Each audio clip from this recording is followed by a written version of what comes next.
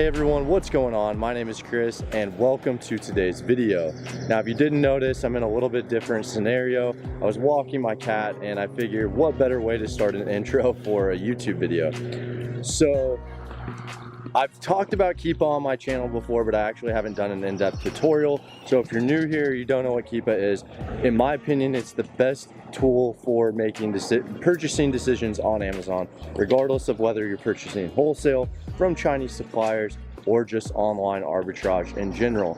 And we're going to be going over specific examples so you can make those informed decisions. So before we go ahead and hop on the computer, I want to announce the 1 hour call giveaway winner right here. Feel free to reach out to me on Facebook or Instagram and we can set something up. And going forward, all you have to do is like, subscribe, and comment, and it enters you in a chance for that. So let's go ahead, hop in the computer and talk about some Keepa. All right, guys, let's go ahead and jump right into this. So the very first thing that you need to do, if you haven't done already, you need to get the Keepa extension for your Chrome browser. And what this will do is every time you pull up an Amazon listing, this will come up right here.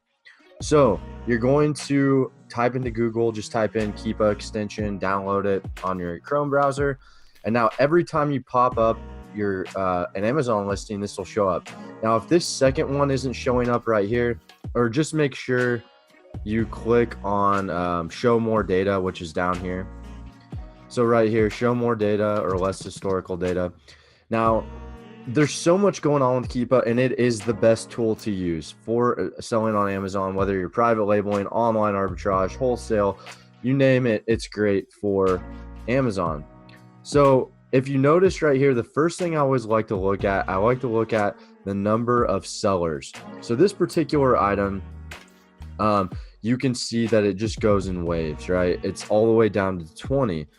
And this is the Barbie ride and saddle. So, and you want to make sure you have a year's worth of data showed up right here. So I have a year marked right here, so I can see the entire last year. Okay, so why did these spike up here? Why did these offers spike up right here and then they dip down and then they spike up again? It's just something to keep an eye on. When you see something spike up really sharp, the price usually comes down, and then there's usually like a price war, price battle, and supply goes up or price goes down. It's just the way basic economics work.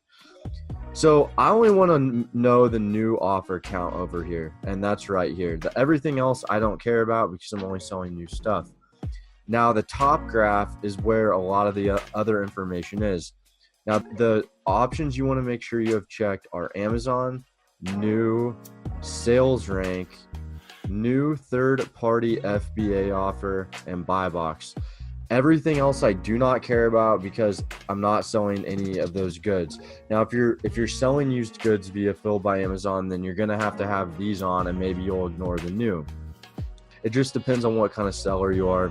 So the first thing I'm gonna talk about is sales rank. That's these green spikes right here. The lower the sales rank, the better it sells in Amazon's catalog. So think of Amazon as a catalog in books. 15 million items in books. That means that when it's ranked 3 million, that means it's the 3 millionth best item selling in books. Every category has its own rank. Toys has its own rank. So something ranked 20,000 in toys may not sell as good as something that sells 20,000 rank in office products. So it really is important to understand sales rank and how that will affect the amount you sell. So if you just hover over here, you can see this says 5,326 sales rank, and as you go up, it goes up as well, and it kind of just corresponds to these numbers over here. Anytime it spikes, that means that there were sales, right? So let's say I have something ranked 30,000. So we'll just use over here. This is ranked 57,000. It sold, and then it goes down to 53,000, and then more sell. And then it goes down to 41,000. So the more they sell, I guess the lower the rank and the higher it is up in Amazon's selling system in terms of how many, you know, the best seller. So that's great. And you can see these patterns throughout the full year. Sometimes you'll see, I have another item pulled up here, Jumanji board game. And you can see this one has not been out that long, all 51 days. See, now this one has only been out 51 days. So I'm assuming it's a Jumanji board game. I'm assuming it corresponds to the movie. But if you notice here, so the price started out here, really low sales rank. So $121 at a sales rank of 237,000. That's terrible for toys and games. And then it goes down to 105,000. And as you can see, look at this number of competing offers. Supply goes up and up, and price, which is this line right here, the new price, you can see price goes down. So it's about $54. And offers are still going up and price is still going down. So hopefully these sellers didn't spend too much or got this for fairly cheap. Now, you're probably asking yourself, and this really isn't part of a Keepa tutorial, but I did want to show this with you guys. So you're probably wondering, okay, this has a rank of 35,000. How many does it sell per month? How do I know that? Well, you can do one of two things. You can plug this into Jungle Scout's estimator, which free, by the way. This is a free extension.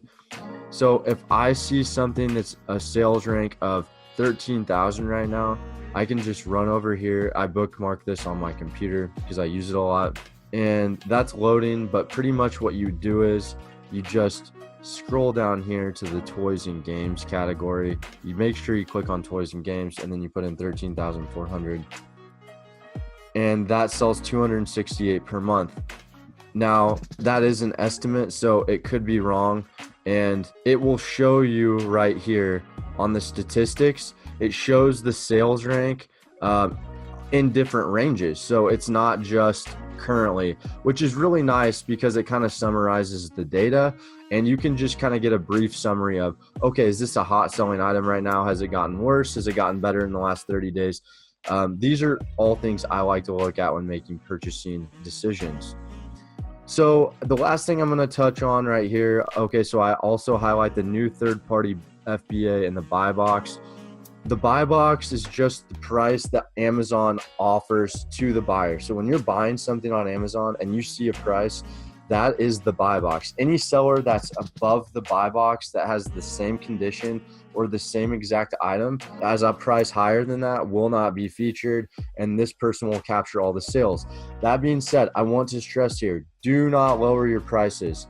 Do not keep your prices the same, because when prices are the exact same, they fluctuate in sales, and Amazon keeps everyone, they split up the sales evenly. So let's say there's 3 sellers at this buy box price for $46.88, and there's 300 sales a month. That means that every seller will get 100 sales per month. But if everyone lowers their prices, then everyone loses. So everyone can split profits or everyone can lose. It's that simple. So I just wanted to touch on that really quick. And something else I really wanted to touch on was it's not really featured in this item. Well, in this one over here. So I have the Amazon box. This is Amazon. Amazon is actually selling this. They have their own little bar. And that's always good to see, because I don't want to say ever go against Amazon, but you need to be cautious when doing so, because you need to look at other sellers and make sure, okay, is Amazon price matching them every time, because you're never going to capture any sales. Now, if you can beat Amazon on the price and they don't lower their price box, then you might be interested if the profit margins are still there. So right here, I click on this. I can see if you look at the yellow, that's Amazon's prices. Anytime you see dashes, like there are dashes in the line, that means that the item is sold out. And when you see the dash again, that means it's back in stock. There are a few dashes in this one where it was out of stock. Something I always like to make note of. Now that's pretty much it on those 2 boxes. Now Keepa does actually offer quite a bit more of info, so you can track products. Like let's say there's a particular product you want to watch at a particular price. you can do that here. So think of it as like, it's just a great way to kind of keep track of items. Now I know if you guys are familiar with the Jungle Scout web app at all, they actually do this and they actually make you pay for that. This is free. You just need to make sure you're logged in and then you can track that data. It's pretty nice. I've used it a few times before. I'm going to skip over here really quick to eBay. I know I've heard some sellers and they say I never look at the eBay price, and I can see why they say that to some degree, but think of it as like there's two sides to the picture, and even though you may only be on one side, I like to see what's going on the other side because it may reflect eventually what's going to happen for you. I'm going to give you guys a perfect example here. There was a supplement I was sourcing and it was selling for $27.95. Very, very, very few sellers. On eBay, it was selling for $12.95. Like all the listings on eBay were $12.95. And I'm thinking to myself, this is a huge price discrepancy. Amazon's, the whole reason Amazon's more sometimes is because of it offers Prime, fast shipping, speed to the buyer. That's a value, so they can charge more. Well, I'm thinking to myself, it's not worth double, okay? It's not worth double. Well, eventually, it took about 30 days, but that price point from $27.95 went all the way from $27.95 to $13.95. And it's not going to happen like that every time. It's not, but it's always good. Just keep in mind that there's more than just Amazon. See what's happening in other marketplaces. All you have to do is just hover your mouse over a little bar. So I wanted to touch on that, and I'm going to touch on settings really quick. So settings, all that is just the way you want to set up your Keepa. So basically, if you want certain dates, that way you don't have to toggle it every time. It's pretty straightforward. And something I'm a huge fan of, and this is relatively new with Keepa, is the data box. I love the data box. So what you're going to do is you click on data, all of this stuff comes up.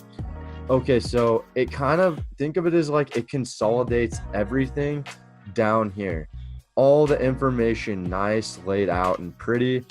Now, I want to give you guys a little bit of a bonus tip here, and this is actually how I found a wholesale account. So if you notice here, these product UPC codes are the actual items UPC codes. So you can do two things with this.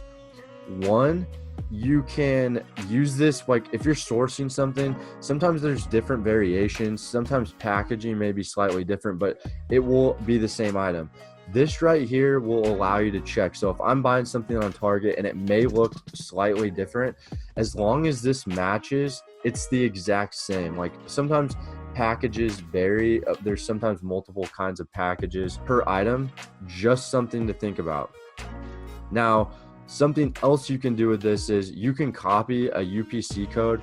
You just got to right click, you click copy, and then you plug it into Google and type in wholesale. So let's go ahead and we'll just go ahead and paste this guy into wholesale into Google. And sometimes something comes up and sometimes something does not. But we'll see. So I'm not going to look through these, but this is interesting. McCauley. This isn't Keepa related, guys. I'm sorry I got off topic. That's definitely not a wholesale price, but might be wholesale trading platform. Okay, might be worth looking into them. Kind of a high price. Sorry to get off track, guys. And like I said, it kind of just summarizes everything here. Really nice feature about Keepa. And that's pretty much it, guys. I mean, if you understand how the supply and demand of a particular item correlate together, and that will allow you to really make informed pricing decisions and make good purchasing decisions that are going to help you further your business. That's pretty much it, guys. I really hope you got some value out of this video. Say bye, Beans.